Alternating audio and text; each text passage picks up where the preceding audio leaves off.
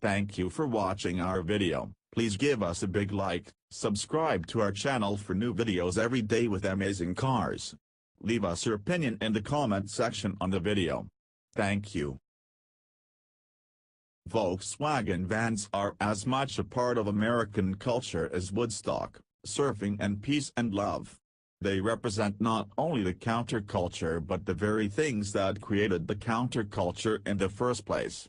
At a time when respectable motorists wore suits and hats and piloted massive, tail-fin iron sedans from the Big Three or the Big Six or however many bigs there were at the time, to buy a practical, efficient, completely unprecedented microbus took individuality and a fair amount of courage. But when you did buy one, there was room for surfboards inside, which may have been the whole point. In Europe, they like to imagine the freedom of driving a microbus up the California coast, with all the California clichés that go with it. So the European version of this van is called the California, available in beach and ocean trim levels. When we could still get these in the US, VW called ours the Eurovan. Germans are idealizing our world and we're idealizing theirs. The grass is always greener. The last time you could buy a VW van in the United States was 2003. I know, I bought one. In fact, over the years I bought several VW vans. It's my one weakness. I've had a 64, 77, 79 and the aforementioned 2003, which I still have. I would certainly love to have one of these new models, aka the T6. The T6 California is, obs, 2 models more refined than my 2003 T4 Eurovan, but 2 things prevent me from buying one and prevent Volkswagen from offering them here. Thing 1, they would cost $110,000 as tested, and thing 2, VW has no plans to ever bring them here. There's also a thing 3, in that the T6 is not certified to US crash test standards. To do so would surely be one of the big humps over which even a 4Motion T6 could not drive. So why did VW invite me and certain other distinguished members of the automotive press to go camping for 3 days in California in new T6 vans? Well, it's the global introduction of the thing. And they were going to have all these global media types from countries all around the world where they sell the T6 driving them here anyway, so they figured, why not invite some US auto scribes to drive it? Being a lifelong VW van enthusiast, I said, Joel. The T6 really is better than the T4 in almost every way. The most impressive thing? Every window has hidden little blackout screens you can pull down, or up, so the morning sun doesn't blast your eyeballs awake at 0600 hours. The rest of the vehicle is pretty cool, too. For instance, the pop top is now electrically operated, at least it was on my Ocean Red model. To get the upper bunk out of the way when you're cooking dinner or washing the dishes, you simply push the whole thing up against the raised roof. My ancient 2003 T4 requires that you manhandle a large, heavy bed shelf section up, forward and then back. This new van's upper bunk is so much easier to maneuver. The fold-out bed in the back is also way easier to fold out. All you have to do is roll up the big floor mat, sit on the rear bench, lift the metal handle and slide everything forward. Voila! Bed. There's even a separate mattress assembly that covers the folded-out bed for added comfort. The sliding side window operates much more smoothly and securely, too. The list goes on and on. It's better in every way. Driving it is a breeze. I put about 500 miles on mine over the course of 3 days and remain just as enthusiastic about it at the end of the 3 days as I was at the beginning. The driver's seat is comfy supportive, with 2 adjustable armrests. The steering wheel is just right, smaller it seems than the wheel in the T4. Power in the T6 comes from a 2.0-liter turbocharged gasoline-fed 4, cranking out 201 horsepower and 258 pounds-to-foot of torque. There's also a 201 horsepower diesel 4. And there are 148 horsepower versions of each of those engines. These Euro-spec vans come with your choice of 5 and 6-speed manual transmissions, heaven, or a 7-speed DSG gearbox.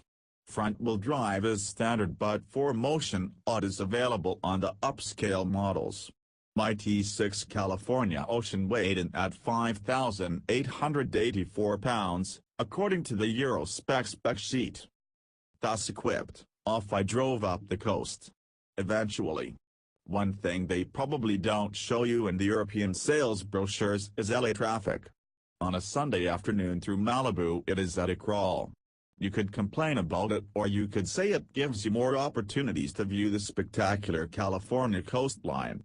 Waves were decent, and as they rose up to break you could see their emerald green translucence backlit by the afternoon sun. VW had provided no boards, however, so there would be no surfing. But from your stop-and-slog spot in the mad conga line of PCH depravity, if you really strained your brain, you could imagine a time when this place really was paradise. Maybe on a Monday headed north. And north I drove. VW had struck a one-time-only deal with the landowner whose hilltop spread gaze down upon the perfect right point of Rincon, one of the best surf spots in the world. Our first night's campsite was spectacular, made cozy perfect by the California's many camper features. The van has a roll-out sunshade, which you might expect, but its tailgate also conceals 2 folding chairs. The sliding side door holds a table.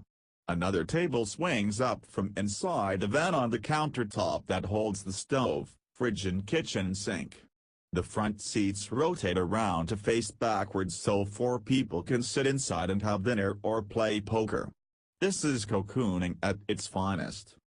While many of my colleagues slept upstairs in their vans, I, being a van owner, knew the mattress is softer down below. With all those window shades in place, I slept like a piece of roadkill.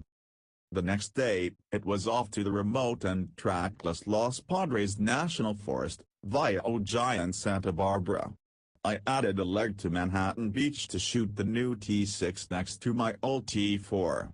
Everybody was fascinated by the T6. People wanted to know when it was coming and whether they could buy one. People love this thing.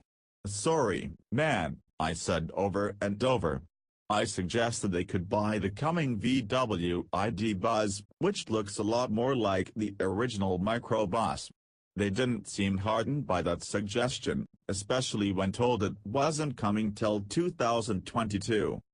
What would have happened if VW had continued to offer its Eurovan here in the US? Well, for one thing, VW probably wouldn't have made any money on them. The last time a Eurovan MV Weekender was offered here was 2003, and the base sticker price for an MV Weekender, which had a flip-up table, a fridge and the pop-top, was officially $31,025. With dealer markups, the price was often over $40,000. The price was more than that if you got the full camper version with the stove, sink and refrigerator. They sold like cold cakes.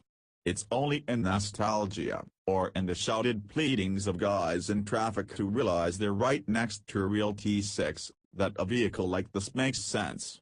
Would you pay $110,000 for one of these? I mean, really pay $110,000, or are you just saying you would? I pointed out to one of the VW guys that people are dropping $155,000 for an Airstream version of a Mercedes Sprinter van, and that if Airstream can make money on those, surely VW could do the same at this lower price of just $110,000, right? He just smiled and shook his head. Wait for that ID Buzz, I told myself.